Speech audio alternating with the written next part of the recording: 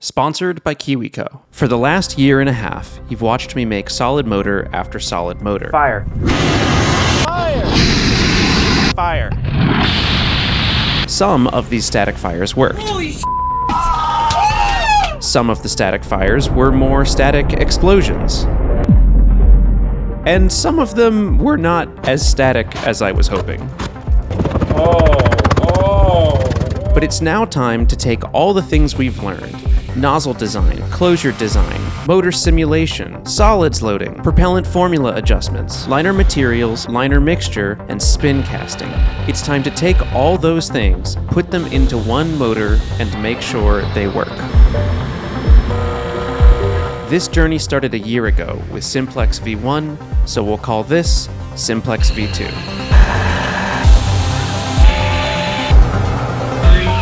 3, 2, 1, fire.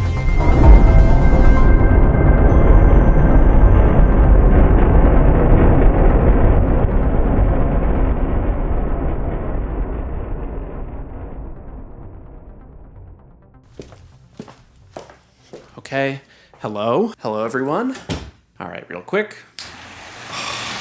Every good engineering project requires objectives. Without a goal, you can't score. Without objectives, you don't know if you've succeeded or failed. To that end, Simplex V2 has 4 objectives. Validate the burn rate of Risky Batman at a 6-inch diameter. We must use a cylinder finisil geometry, which is the same that we will use for the space shot. We must measure the erosion rate of the spin cast liner that I developed. And the motor needs to use a multi-batch pouring technique. Let's go over all of these objectives in detail. In a previous video, I talked about how each propellant formula has different burn rates. These are usually notated as A and N. What you need to know is that as the motors get larger, the A and N values that we calculated for Risky Batman will change a little bit, so we expect different performance in a big 6-inch motor than the small 54mm motors that I cast earlier this year. So objective 1 is to find out how big that performance gap is. Is it 5%? Is it 15%? Is it 50%? It's definitely not 50, but we'll find out, right? That's why we're testing it. The next objective is to use a cylinder finisil geometry. This will give us a relatively flat thrust curve. A Bates grain geometry could do the same, where we stack all those grains up, but Bates grains expose a lot more of the thermal liner to hot gases, and I want to minimize that as much as possible. I'll put the finisil at the aft of the rocket motor right near the nozzle, and this is going to minimize our erosive spike. Propellant erosion is what happens when the inner diameter of the propellant is very close to the nozzle diameter, and so as the gases reach Mach 1 at the nozzle, they approach it in that port. The closer to Mach 1 those gases are at the face of the propellant, the more the propellant is going to strip away. So propellant erosion is going to be minimized by putting the finisil at the aft section. Speaking of erosion, Simplex V2 needs to give us data on the erosion rate of the liner that I mixed in the last video. I'm calling it Mystery Goo as a nod to Kerbal Space Program, but I don't know how fast it erodes, so here's what we're gonna do. A long time ago, in a galaxy far away, I purchased 2 liners for Simplex V1. So because I have this extra liner, what we'll do is we'll spin cast Mystery Goo inside the phenolic liner, and we'll get to see how fast it erodes. Worst case, we burn through to the phenolic liner, which won't erode. Or it won't meaningfully erode over the course of a burn. I'm only going to spin cast Mystery Goo inside the finisil section of the thermal liner. That's because the finisils erode and touch the wall first, so that'll see the most mass flux, the most erosion, and we'll get the data on the worst case scenario for Mystery Goo. The last objective for Simplex V2 is to use a multi-batch pouring technique. Here's the deal. I use 30-quart mixers. The bowl can theoretically hold 30 quarts of material. At the ideal density of 1682 kilogram meters cubed and about 105 pounds of propellant for a space shot motor, we can just about hold all of the propellant we need in one bowl. This is great news. The space shot is 2 stages. We need 2 motors. I have 2 mixers, so we're good, right? These are my mixers, Bob and Doug. They're great, they work well, and one time they went to space. Each bowl will hold about 30 quarts or 105 pounds of propellant, but I want to show you what that looks like. 5, 10, 15, 20, 25, 27, 28. Okay, does anyone see a problem here? There's water all over my floor, and if it were propellant, it'd be propellant all over my floor. Let's put the mix paddle in. That's also a problem. I am making a mess, but hopefully I'm also making a point. We can't just load 30 quarts into a 30-quart mixer. That's why multi-batch mixing is important. Simplex V2 only needs about 40 or 50 pounds of rocket propellant, which will fit in this bowl. But for the bigger motors down the road, which will need a multi-batch mixing process, why don't we just practice that at the small scale first? With the objectives out of the way, now we can build this thing. But before we make the rocket motor, we must ensure the project remains funded. To that end, this video is sponsored by KiwiCo. KiwiCo ships out a monthly crate delivered to you with engaging and fun projects designed to give folks hands-on experience with science, technology, engineering, art, and math, sometimes referred to as STEAM. They do this with KiwiCo crates that ship with everything you need inside to get a project going. This month, they sent me a Tinker crate, and it's a light-up planetarium. Each crate comes with all the materials, along with easy-to-read instructions on how to put it together. This means you don't need to go to the store or have batteries in stock. Everything you need comes in the kit. That kind of thing can really slow down and frustrate young learners, or to be honest, older learners, which is why it's great that everything just comes in the box. Building something with your hands is one of the best ways to learn effectively. It's much more powerful than a textbook or online article, which is why I can't really think of a better way to do that than a crate that shows up monthly with a cool project. KiwiCo has various subscription lines available for literally every age, so no matter where you're at in your learning journey, you'll probably find something that fits on their website. If you're interested in checking them out, you can get 50% off your first month by going to kiwico.com/BPS.space or clicking the link in the description down below. Thank you so much to KiwiCo for sponsoring this video, and now let's build an enormous rocket motor. The first step here is turning down the diameter of the phenolic liner. I talked a little about this in the spin casting video, but I don't want to yap about it too much. The metal tubes I buy online are not meant to be rocket motor cases. They're just tubes that come out of some draw forming machine or whatever, so the tolerances are all over the place. The phenolic liner is technically the right size as I ordered it, it's just that the aluminum tube is too small. So I'll take the lathe and I'll turn a little bit off the whole liner until this thing fits in the tube. Okay, I don't know if you can sense foreshadowing, but the other thing about phenolic is that it is very brittle, and so as you make it thinner and thinner, it bends more easily, which means it is also going to crack more easily. Cool, love that. Let's not focus on it and keep going. You know what they say, right? Ignore your design flaws and keep on moving. Hey guys, welcome back to the Boeing YouTube channel. I feel like that's gonna cause a problem. I should take that out. As we've talked about before, because these are just raw stock material tubes, they get bent in shipping sometimes, which means that I order them longer than I need, and then I chop off the bent end sections. The next step is to drill the radial bolt holes. This is what holds the closure on at the forward end and the nozzle on at the aft. In Simplex V1, I did this using a 3D printed drill guide, but this was kind of labor intensive, and my goal is that as I produce more and more motors, I can do it faster and faster. So let's come up with a new way. I got a 4th axis on my Tormach 440 CNC, and this is really embarrassing. The only thing that I have used it for so far is the hot glue rocket, which I don't want to talk about. I feel totally fine. Do not make me talk about it. This is only kind of a joke. It's hard to explain what that project did to me psychologically.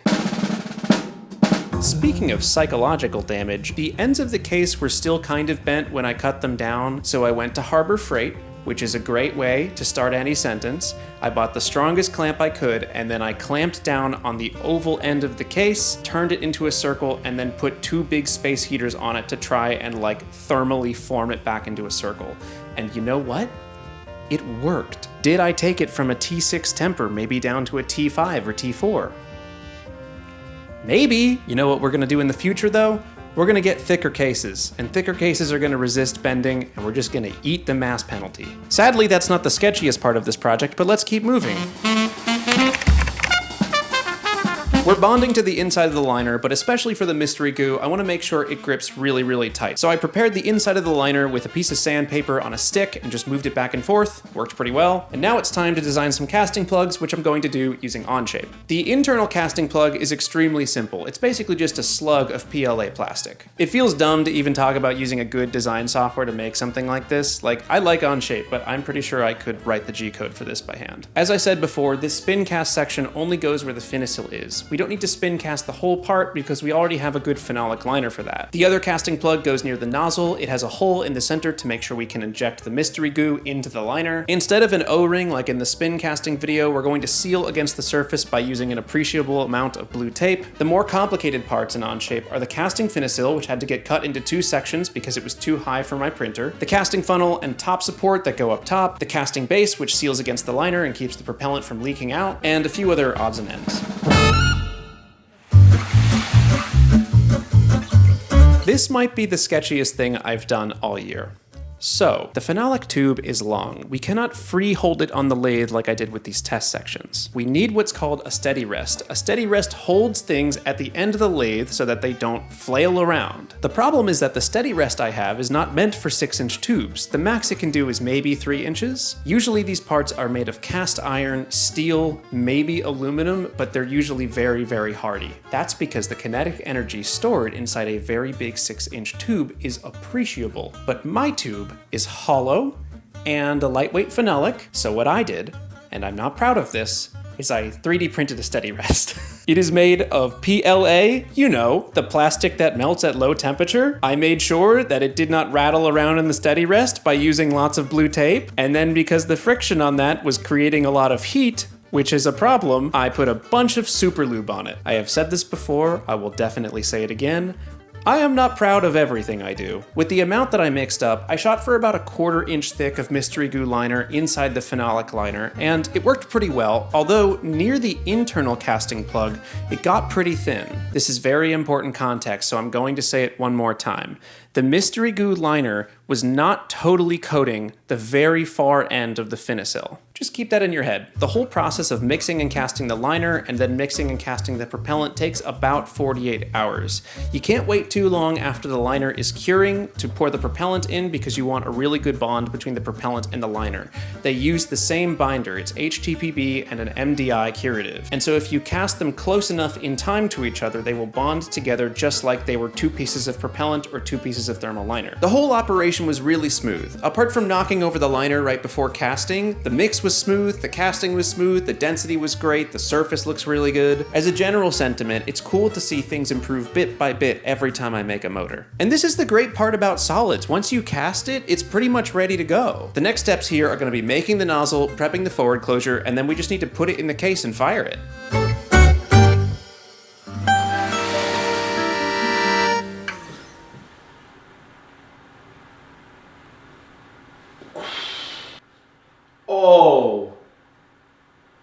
Oh, we're cooking. Woo! Yeah! Oh, dude, we're cooking. Call me Gordon Ramsay, dog. You can even see where the transition between the 2 batches happens. That's cool. Clean internal surface. I'm seeing a good finisill, seeing good density. I'm seeing...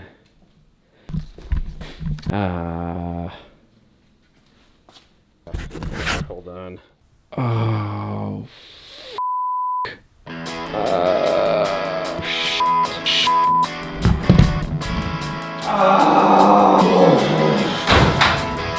I'm gonna have to do it again.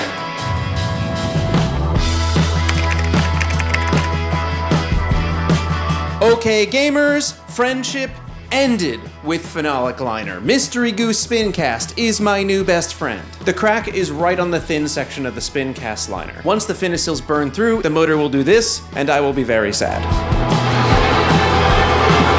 Here's the plan for the new motor. Full-length Mystery Goo Spin Cast liner. I don't know how fast it erodes, I don't want my motor to burn through, so we're going real thick with it. Second, we're flipping this thing upside dizzity. Finisill by the forward closure, cylinder by the nozzle. When the finisill is up top, there's less total mass flux on this wall. Just like making the liner extremely thick, this will further protect us from a burn through. Moving on, it's time to make a nozzle. I am, at heart, an eBay lathe connoisseur. My favorite thing about making nozzles is bringing this outside to machine the graphite. I do this because graphite dust can be abrasive to anything else in the shop, and all of these smart people decided to tell me that graphite was a lubricant, which is not wrong, we're both right. It is a lubricant, and it can abrade the ways of a lathe. Bet you didn't see that one coming, we can both be right. The rest of the nozzle is made on phenolic rounds which get turned on the big lathe, Then I use the same radial bolt pattern on the 4th axis to drill the bolt holes. Then I seat the graphite inside the phenolic using ketchup, and bing bang boom, Bob's your uncle, the nozzle's done. The forward closure is the same as Simplex V1. If it ain't broke, don't fix it. And same thing with the ignition bolt. I bored all the crap out of it from the first firing, refilled it with RTV, new ignition leads, applied a new aluminum cage and pyrogen, and now we have one step left. I gave the motor a semi-gloss coat of white paint, then I gave it a name and logo, and we're done.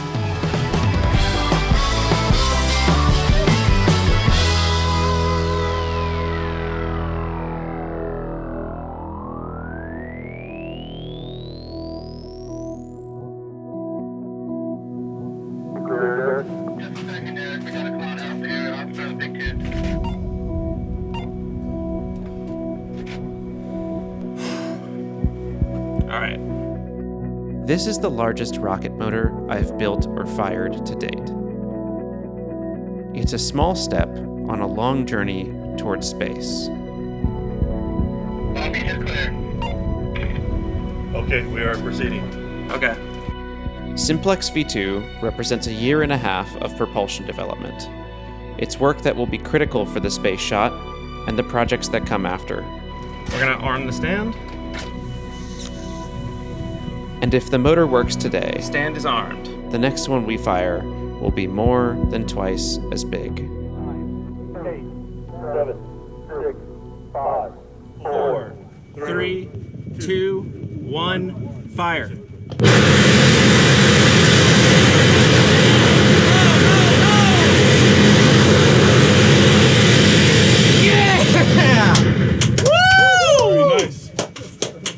Oh man! I told you it was good.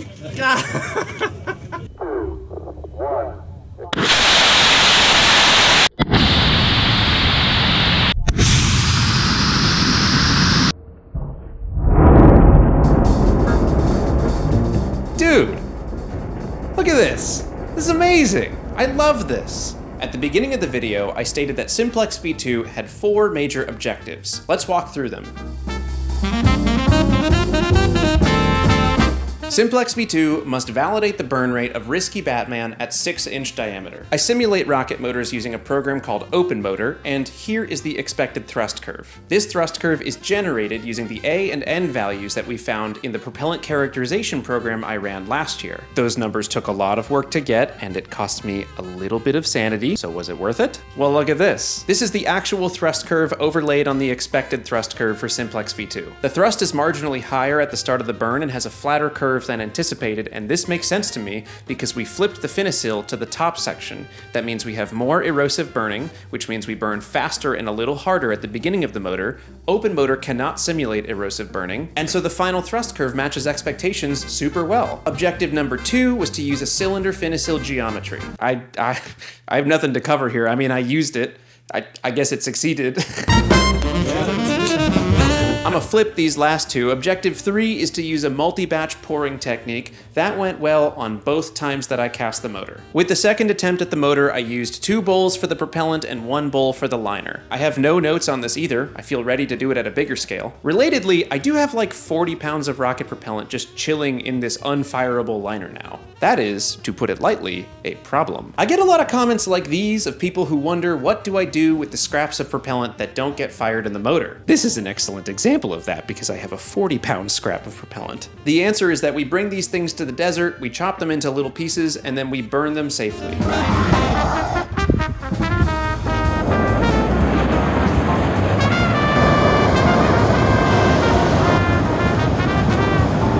The nice thing about ammonium perchlorate is it's not an explosive in forms like these. As long as you have a sufficiently small quantity and you don't constrain the pressure, it's just going to burn at a normal rate. I usually take these scraps to far, we light them, it's a fun little bonfire, you can feel the heat radiating from it. And I do have a little bit of disappointing news. So, I scrapped the first version of this motor because it wouldn't fit in the case and it was going to burn through. But when we brought it to far, we broke it into several pieces to safely fire it on the ground. One of those break lines was on the cracked section, so we do get to find out if it would have burned through, and it would have been fine. It would have burned just fine. There's plenty of liner in that cross section.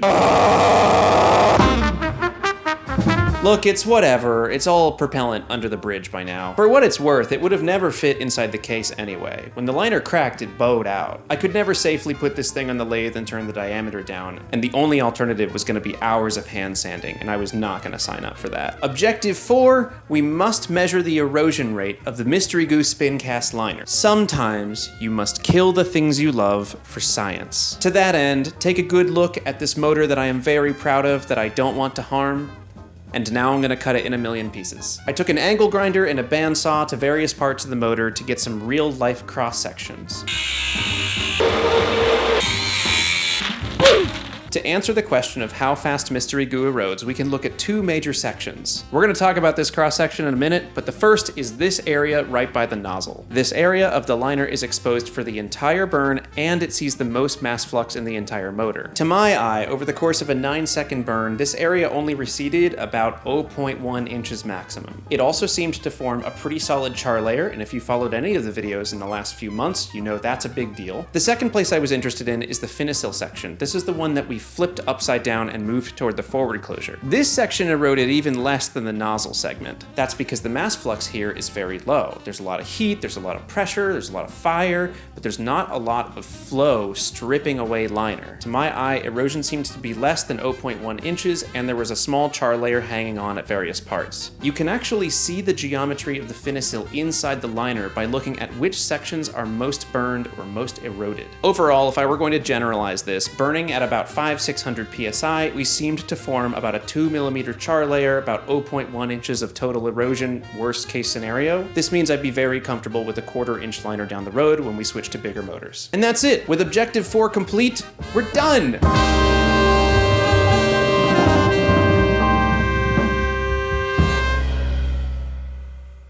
I say this in a lot of projects, but this is one of the hardest projects I've done in a minute. For all of the shenanigans between attempt 1 and attempt 2, I got a ton of good experience doing this project. We set out to complete these objectives, and we did. This is a big motor, and if you can believe it, it is a little bit less than half the size of one space shot motor, of which we need 2. You can go to space with less impulse, but you can't go the way that I want to go. I'm trying to bring cameras, payloads, a guidance system, all sorts of stuff above the Kármán line, so we need a lot of impulse. Completing Simplex V2 sets me up pretty well so that our next step will be to build the full Q-class rocket motor. That motor has its own set of objectives, and I'm changing a decent amount about how I build these rocket motors in a safe way, so it's gonna take a few months to make that, maybe early next year. A quick note on safety here. I get a lot of folks who watch these videos who decide that they also want to build rockets like this. I think that's excellent. In my opinion, the more people who are building rockets, the better. The one note I have is to make sure that if you're making solid motors and you haven't done it before or you're relatively new,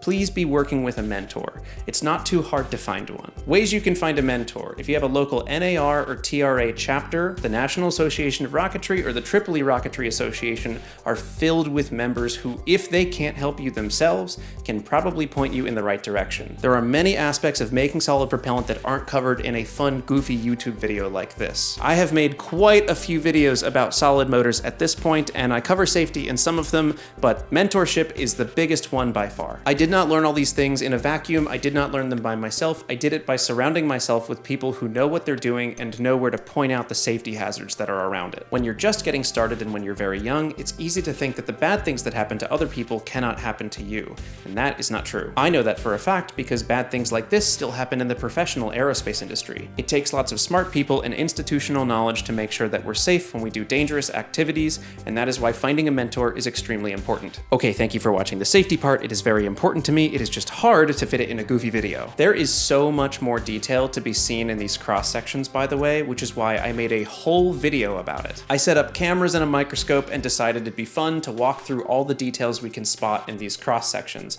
That video is currently live on Patreon and will be live on this channel in a little bit. It's a pretty slow video, but there's a lot of interesting detail in it. It's hard to strike that balance on this channel between like how much data do I show and how much do I try to make a fun story that lots of people want to watch. Anyway, if you want to see that video, it's live on the Patreon right now. This is basically how the project gets supported. It's YouTube ad revenue, sponsorships like KiwiCo for this video, and the Patreon. It's a weird thing to try and run like this Patreon-funded space program, but if you want to join, I publish videos on average every 2 weeks where there's technical detail about what I'm working on in real time. As an example, this motor fired in April, but I was so backed up with editing and the other projects that are going on that this footage and story doesn't get published until a few months afterward. So if you want to be up to date on what I'm doing right now, which is a bunch of composite testing that is ruining my life, this is the best way to support. Thank you very much to everyone who does, and thanks for considering it. Okay, gamers, thank you very much for watching this video. I appreciate all the support, whether it's on Patreon, or a comment, or a like, or a share, whatever.